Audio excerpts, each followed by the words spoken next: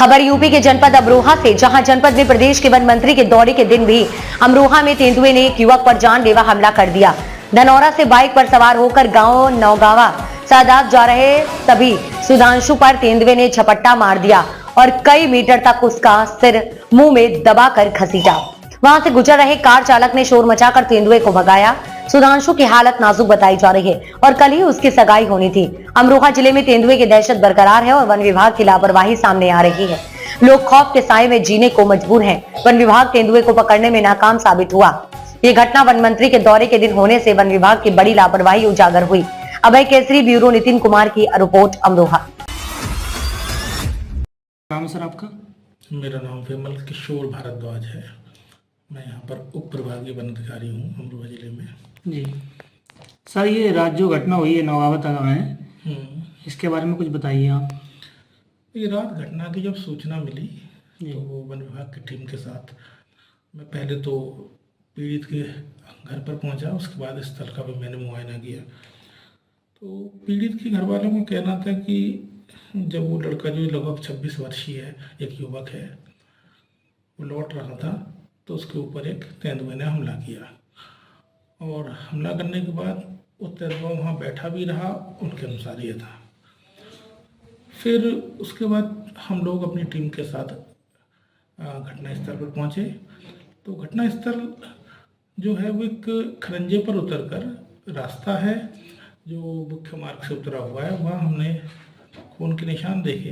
तो वहाँ से हमने उसको मुआयना करने के बाद में हमें कुछ चीज़ें जो लगी हम आपको बता देते हैं। जिससे हमने आसपास सर्च किया, पग मार्क्स, पंजों के निशान, वो हमें कहीं नहीं मिले।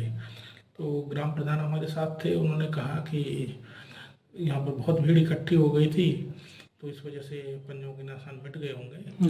लेकिन भीड़ तो उस स्थल के आसपास ही रही होगी, दूर तक तो आसपास था ही, नजदीक गाँव में भी नहीं देखा। लेकिन इससे हम ये तो नहीं कह सकते कि वहाँ पर तेंदुआ था या नहीं था, कन्फर्म नहीं हुआ। लेकिन ये है कि तेंदुआ तो रहा होगा जरूर। जी सर, यहाँ पर हैं क्षेत्र में तेंदुए हैं, पर हमें पगमार्क नहीं मिले।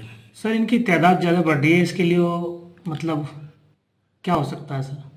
देखिए ऐसा है, पहले तो आप थोड़ा तेंदुए के बारे में समझ लीजिएगा कि तादाद कैसे बढ़ती है और क्या है। अगर हम बात करें पुराने समय के हिसाब से तो तादाद पहले से कम है। लगभग पूरे देश में ही तेंदुए 7-8 हज़ार के आसपास हैं, जबकि आज से 100 साल पहले इनकी गिनती 2.5 लाख थी। तो उस लिहाज से ज़्यादा तो नहीं है। दिक्कत ये है कि जो तेंदुए हैं ये हमेशा जंगल के बाहरी क्षेत्र में, जिनको फ्रिंज एरिया बोलते हैं, वहीं मिलते हैं। और दूसरी बात क्या होती है कि हमारे पास नज़दीक में अमानगढ़ टाइगर रिजर्व है। जहाँ टाइगर होते हैं उस जंगल से तेंदुए बाहर आ जाते हैं। और उसके बाद नज़दीक में बिजनौर है। बिजनौर में जैसे जैसे संख्या बढ़ती है तो ये टेरिटोरियल एनिमल है। टेरिटोरियल एनिमल का मतलब होता है कि अपनी सीमा बनाकर रहता है। जैसे एक सीमा में अगर एक तेंदुआ है तो दूसरा दूसरी सीमा में होगा, तो वहाँ जब बढ़ जाएंगे तो यहाँ पर तेंदुए बढ़ना शुरू होंगे। और जहाँ तक तेंदुए का है तो ये अपने आप को बहुत समय के अनुसार ढाल लेता है। ये चूहे भी खा सकता है, छिपकली भी खा लेता है, गिलहरी भी खा लेता है। इसके अलावा कुत्ते तो खाता ही खाता है, बकरी वगैरह छोटे जानवर। इंसान पर हमला करने का तेंदुए का कोई ना उद्देश्य होता है ना ही वो करता है।